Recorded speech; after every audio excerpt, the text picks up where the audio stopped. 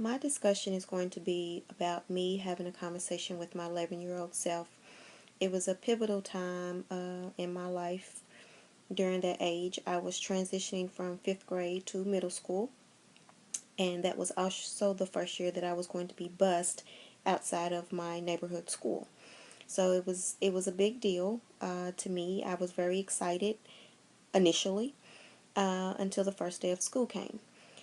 When I was a inner city kid who went to school, um, like I said, in my neighborhood, and I was being bused about 35, 40 minutes away to a neighborhood that was totally unfamiliar to me, to a school that was unfamiliar to me, and to be around people who were unfamiliar to me.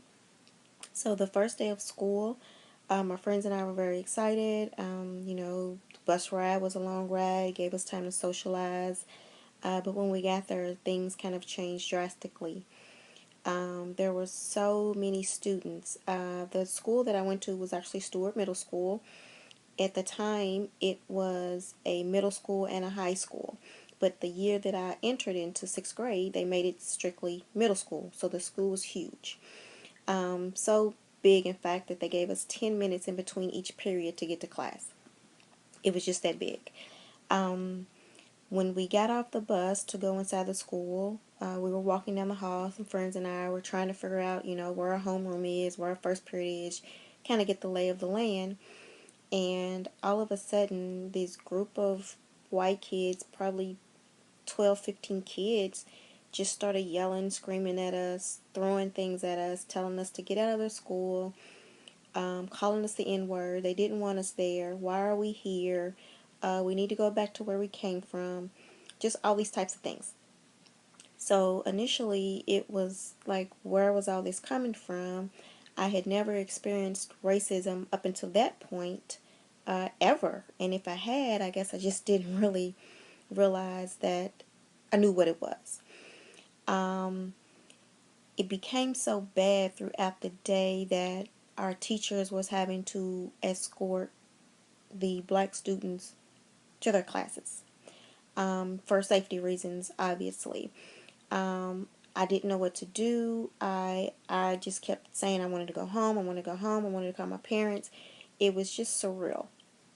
I thought by day two that things would have calmed down, but they didn't. Actually, it was probably week two before things got to settle down. I never knew that people had so much hatred in them. I had never experienced that. That wasn't my first time being around white people. So that was just all new to me. Again, I had never experienced that. It was the fact that they were just so hateful and mean and angry. Um, and the fact is, they didn't know us. They didn't know me. I couldn't understand how people could be that angry and have so much hatred for for somebody that they didn't know. And the fact is, they didn't want to get to know us. They just knew we were black, they were white, we didn't belong there. Um, it was really a difficult time. Things finally started to ease up, like I said, in around week two, but the tension did not. The bullying a little bit, but the tension did not. We